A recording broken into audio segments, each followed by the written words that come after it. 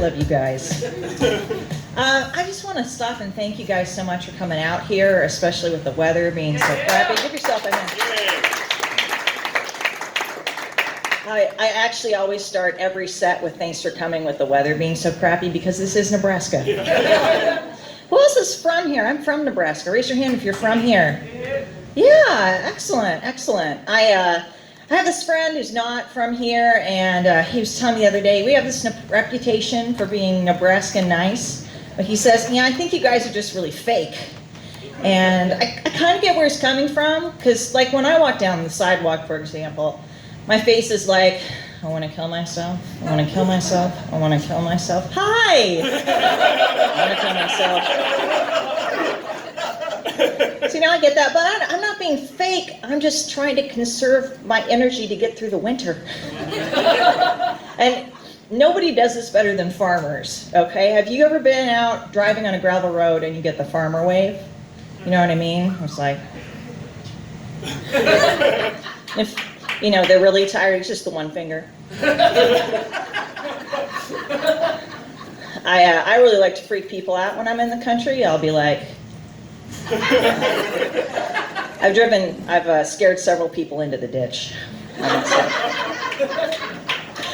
Yeah, I grew up on a farm, and something that drives me nuts is when people will say, oh, you grew up on a farm, what town?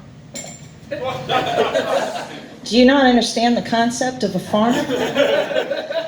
Farmers are people who are so antisocial that they're willing to plant seeds that won't grow because it's too hot, or too cold, or too wet, or too dry, or too liberal. Just so they can avoid being around other people. Okay? Farmers are people who would rather surround themselves with cows and pig poop than be around other people. Farmers are people who work their fingers to the bone in exchange for a small government subsidy and a thanks for playing. They'd rather do that than be around other people, all right? You can tell how long a person has been farming by the way they do the farmer wave, in fact, you know? 5 years, 10 years, 20 years, 50 years.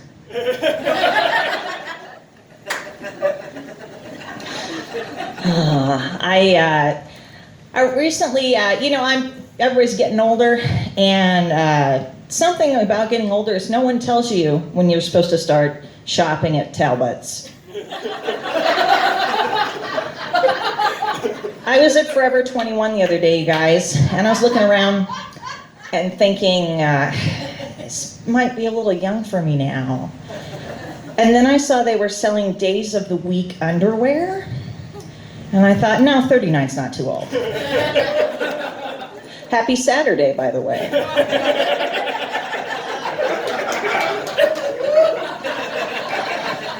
Been getting a lot of telemarketing calls lately, and weirdest thing, does this happen to you? I'm getting calls from my own number.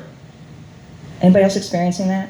I'm getting calls from my own number, and I always answer, because what if it's me calling from the future? That would actually be an awesome scam. Like, we have silly scams right now, like, hey, it's the IRS and you owe us money, or hey, it's your car dealership and your car's out of warranty, or hey, your son has a concussion, come pick him up at school. Like, obviously fake. I want to get a call saying, hey, this is the mafia. It is 3 days from now, which is why we're using your phone.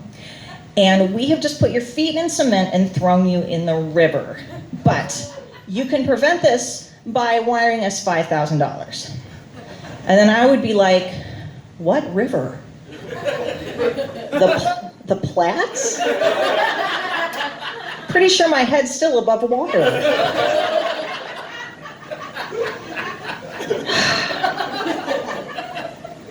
I do have kids. I have a daughter who's 4. She draws so much. She'll draw like 10 drawings a day.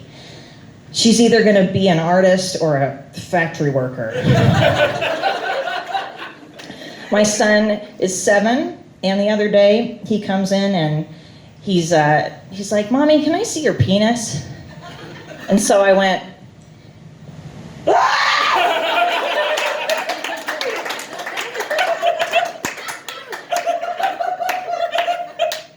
effective abstinence-based education.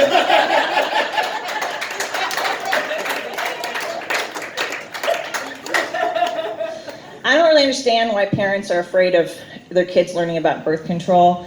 I have never heard of someone saying, I was gonna wait till marriage to have sex, but then my teacher put a condom on a banana, and I changed my mind.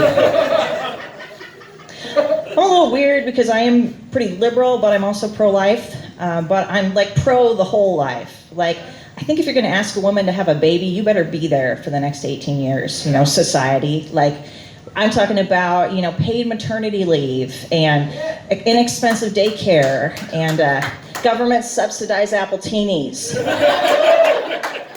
I mean, let's get with the program. But the other day, I gotta say, I saw a van the other day with a pro-life license plate, but they also had this bumper sticker that said, honk if my kids fall out.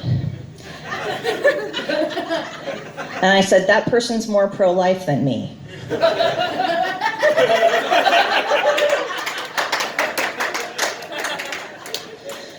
My kids really like this TV show called Daniel Tiger's Neighborhood, and I kind of hate it because it's they have these jingles that Daniel Tiger teaches that are about, like, they're learning things, but they're like fake things. Like, I have to re-educate my kids when they come sing me a jingle. Like, there's one that's like, you can take a turn and then I'll get it back. And I'm like, no, your sister's gonna break it. After all, she hates you. And then there's one that goes, if your friends play with someone new, they will still be friends with you.